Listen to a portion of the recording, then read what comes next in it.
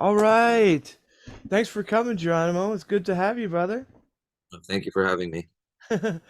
I was just with Geronimo. He's visiting he competed at the Tokyo Grand Slam. And you're representing Mexico No, I or used to US? represent Mexico. I'm currently representing the U.S. Oh, okay. I'm sorry. I saw some pictures with the Mexico pass, but now you're representing the US training out of Dallas, Texas? Yes, correct. Ah, awesome, awesome, awesome. And and after the competition, you're still hanging out here for you leave tomorrow? No, I have 2 more days. So tomorrow, or yeah, I do leave tomorrow. Tomorrow's Wednesday. Yeah. Okay. Don't miss that flight. No, no, no. All right. So, what have you been, where have you been training while you were here in Japan? So the first week, right after the tournament, there was an international training camp. It was held at the Kodokan, and then the following day, I went to a club, uh, near the area that I was staying at after the tournament, and they were very, very nice to me. They helped me out with a lot of with just like a day of training. And then for the next week after that, I was at Keio University, Kyo. near Kawasaki. Okay. And then I went to yesterday. I went to Seiwa University. I got to do another visit at Waseda University, and Okay. then today I'll be going to Toin. Oh, okay. So far, kind of I guess you shouldn't have to rank it, but what's kind of been the best gym experience you've had? As- Um, Whether it's from instruction or training partners, whichever side you. so they've all been very different, you know. I got to spend so much time at KO that like I got to know everybody there a little bit.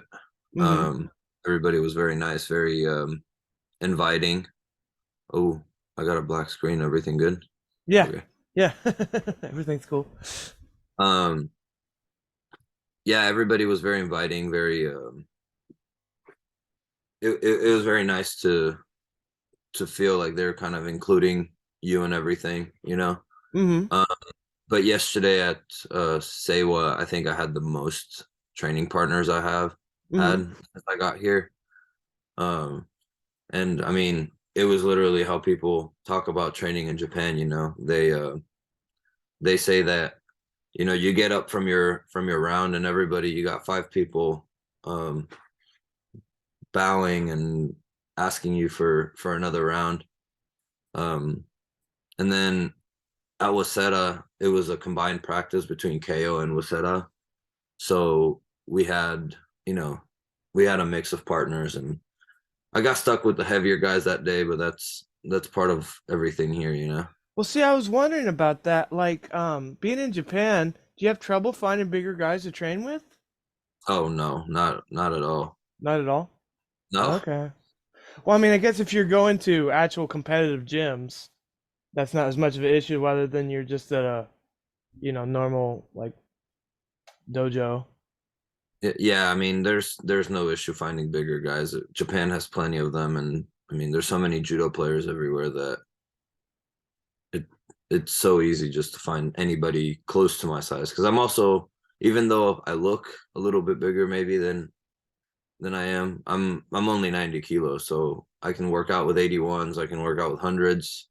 You know, I've been training a lot with the 100 pluses here just because they don't have as many big people come visit from other countries, so they want to get a little bit of experience as well from Uh, having foreigners. oh, so they're really appreciating having not only just foreign players, but larger Yeah, from larger what I've people. realized, everybody wants to get out of their normal every day. So I come to Japan to experience like the Japanese judo style, and they want to experience that everybody else's as well. So when people come visit, they want to get as many rounds with them as they can. So talking about different styles, right? So what like different countries? and styles have you like really been following? Which ones do you Um, like? You either kind of model your judo off of, or you would like to? uh, I would say just because I don't live here and I don't have the instruction to do this, like the Japanese style of judo. I Mm-hmm. love the Japanese style of judo. I think it's such a beautiful style, being able to like keep someone with a lapel in a sleeve.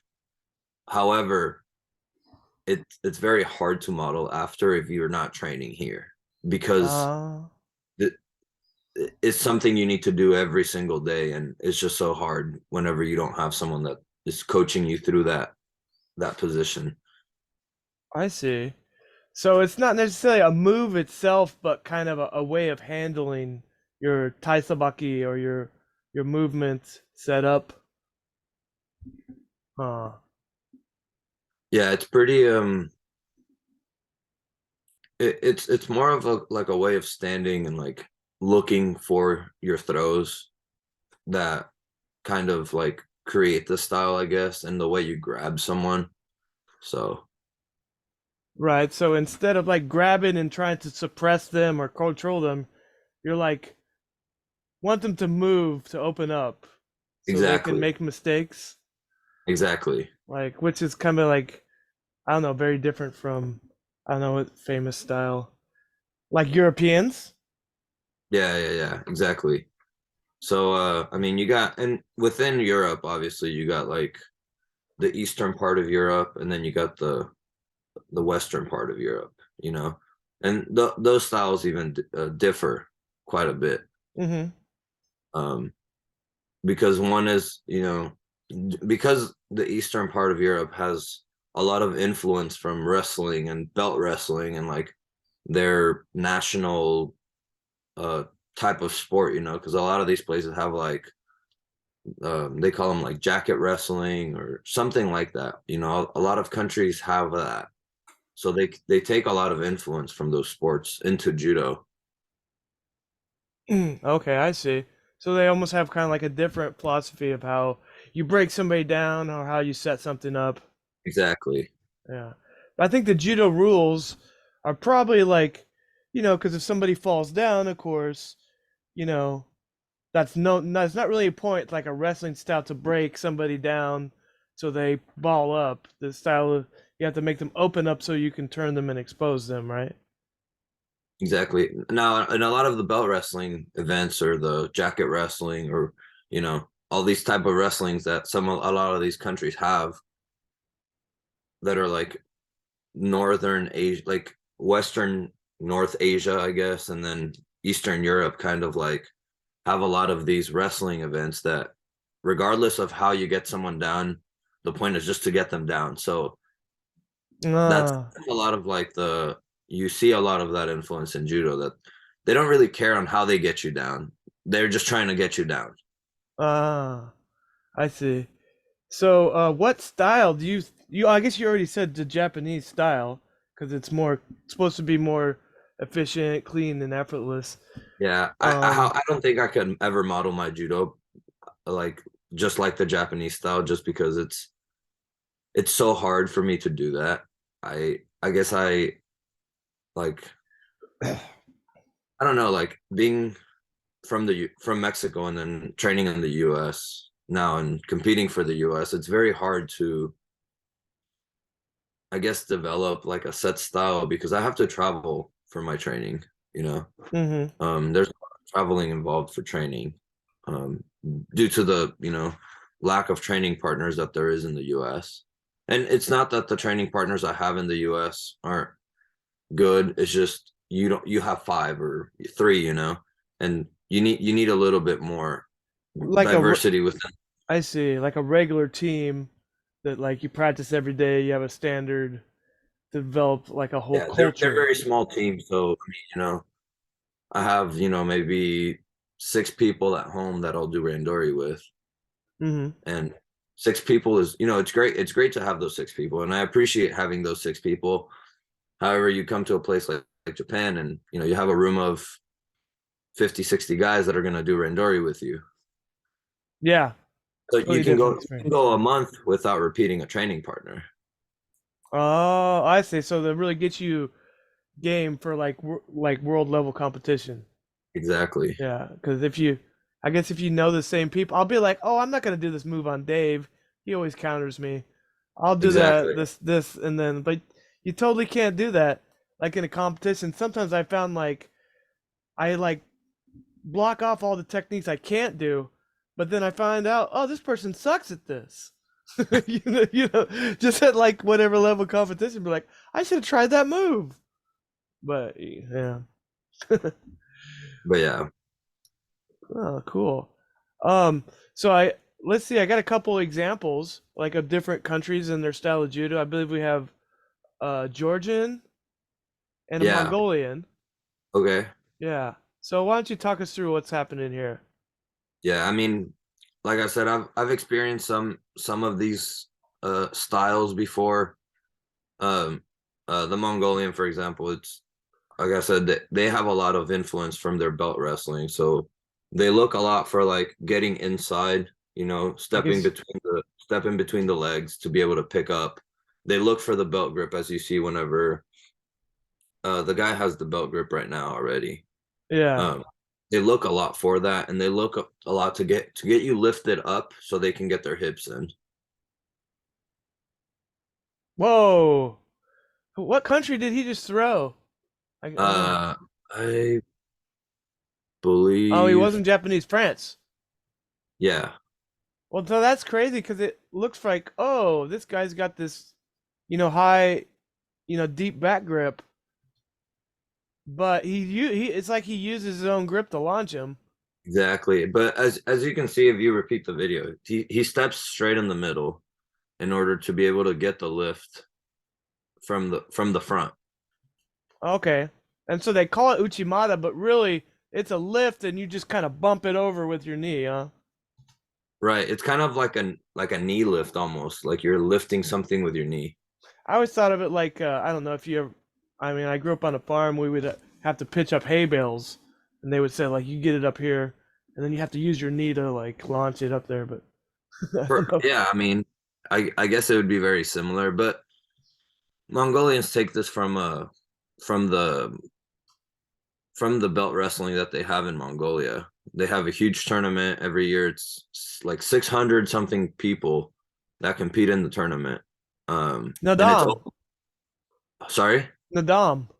yeah, Nadam, yeah, Uh, and it's open weight, and everybody fights everybody. But you see a lot of these techniques in that belt wrestling because it's just trying to get the person down by whatever means necessary.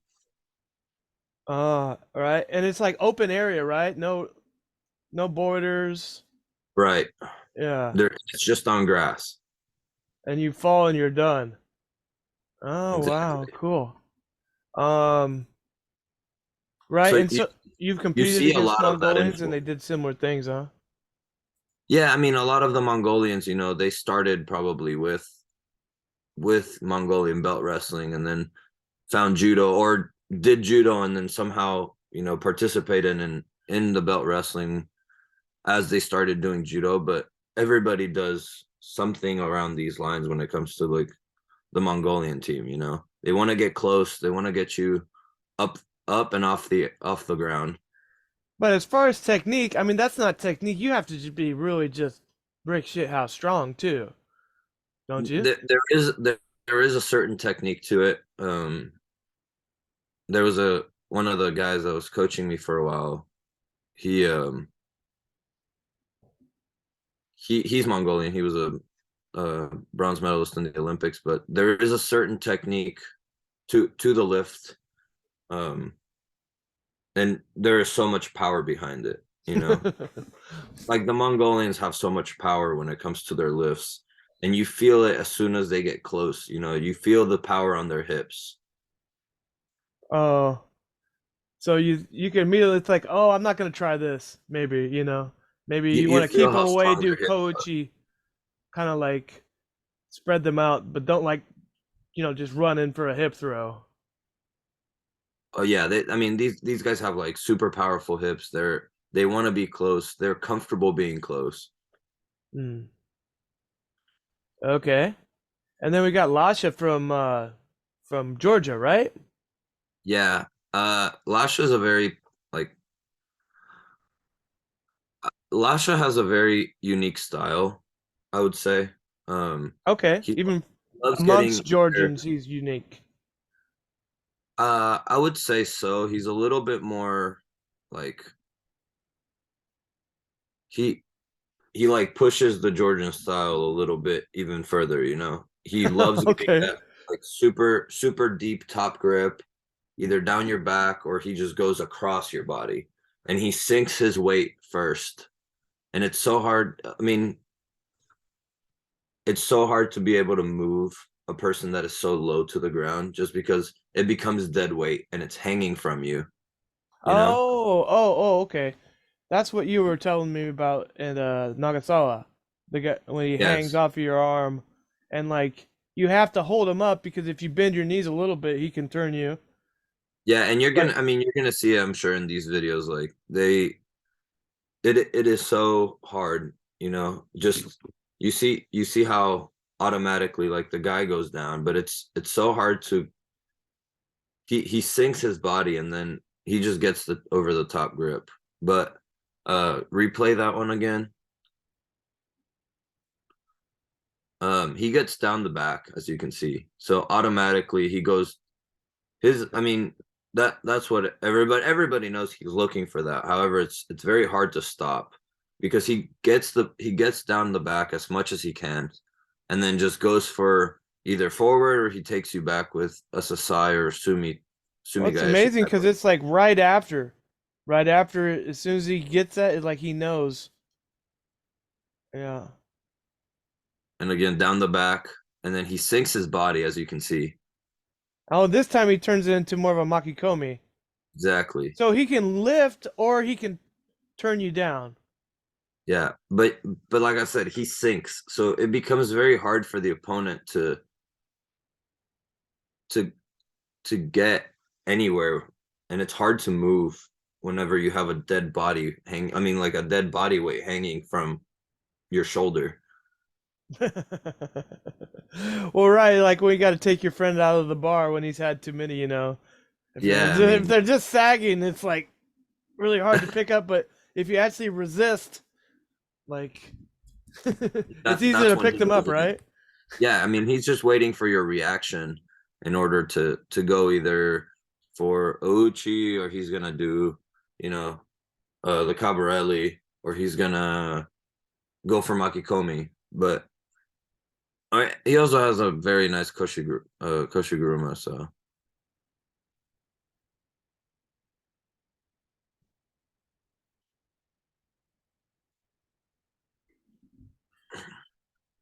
yep, again down the back, he starts getting low, and then Well, that was actually the other guy was trying to get the grip and he oh, that's reversed right. him. Yeah, he tried to But do the Lasha grip on him and he didn't but work. as you can see, he gets down the back as much as he can. Now He gets a that was that a Wazari? I'm not. Can you maybe can you replay that? It might have been a Nippon.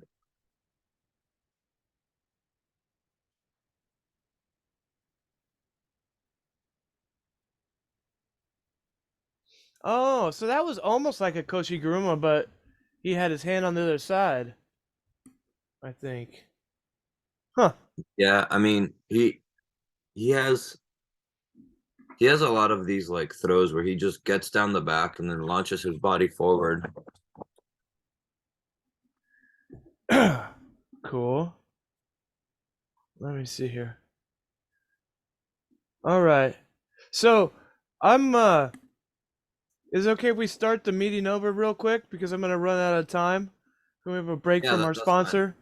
Yeah, that's fine. And a word from our sponsor. All right, we'll be right back with more of Geronimo.